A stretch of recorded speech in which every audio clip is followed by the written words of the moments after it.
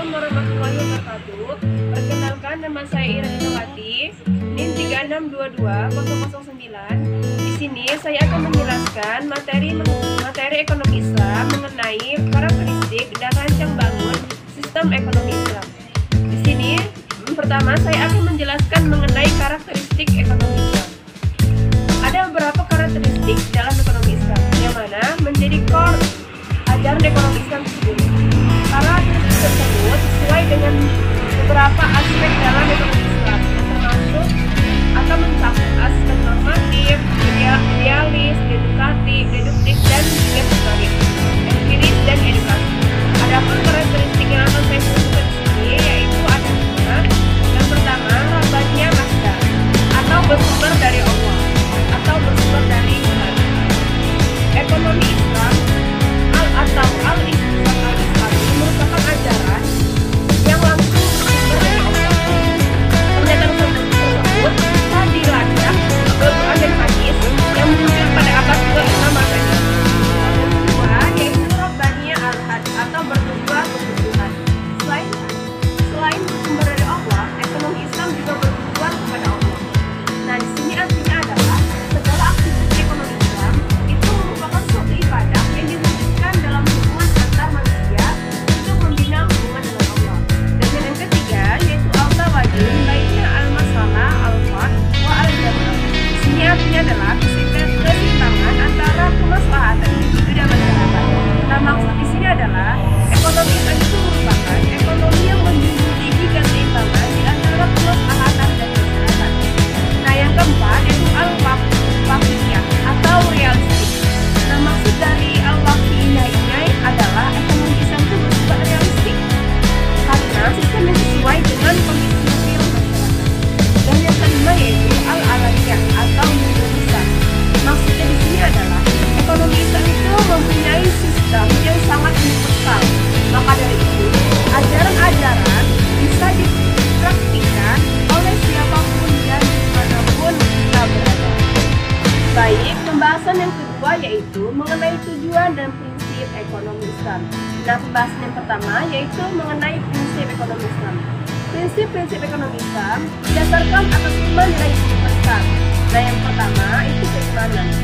Artinya bahwa semua yang kita lakukan di dunia akan dipertanggungjawabkan kepada Allah di akhirat kelak. Yang kedua yaitu keadilan. Nah, di sini artinya adalah bahwa Allah telah memerintahkan manusia untuk berbuat adil dan tidak menzalimi pihak lain demi memperoleh keuntungan pribadi. Nah, yang ketiga yaitu kematian. Artinya menjadikan sifat dan sikap Nabi sebagai teladan dalam melakukan segala aktivitas. Nah, yang mana ini tercermin atau bisa kita contoh dari para nabi yang termasuk dalam Usul Al-Juz atau kehidupan yang dimiliki oleh Rasulullah SAW yaitu Siddiq, Daud, Fatona. Dan yang keempat yaitu pemerintahan. Artinya memastikan tidak ada distorsi sehingga perekonomian dapat berjalan dengan baik atau berjalan dengan lancar. Nah, yang kelima yaitu hasil. Nah, dalam Islam hasil atau laba yang diperoleh di dunia juga menjadi laba di akhirat. Nah, itu tadi adalah 5 prinsip-prinsip ekonomi yang didasarkan atas 5 prinsip universal. Kedua yaitu tujuan ekonomi Islam. Tujuan ekonomi Islam adalah maslahah atau kemaslahatan bagi umat manusia. Nah, di sini maksudnya yaitu dengan mengusahakan segala aktivitas demi tercapainya hal-hal yang berakibat pada adanya kemaslahatan bagi manusia, atau dengan mengusahakan aktivitas secara langsung dapat merealisasikan kemaslahatan itu. Nah, di sini menjaga kemaslahatan itu bisa dilakukan dengan 2 cara. Yang pertama yaitu minhaj soal wujud dan yang kedua minhaj soal adab.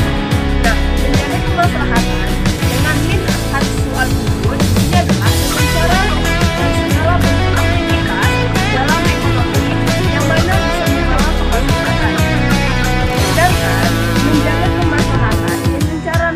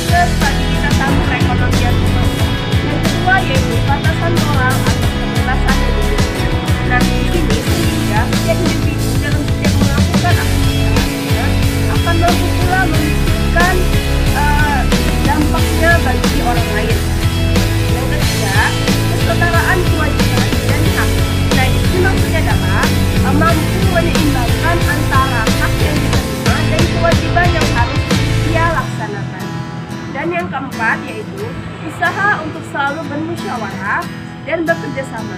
Nah, sebab hal itu menjadi salah satu fokus dalam ekonomi. Nah, tadi itu adalah 4 nilai utama yang terdapat dalam nilai-nilai Islam dalam ekonomi. Baik, itulah penjelasan singkat saya mengenai karakteristik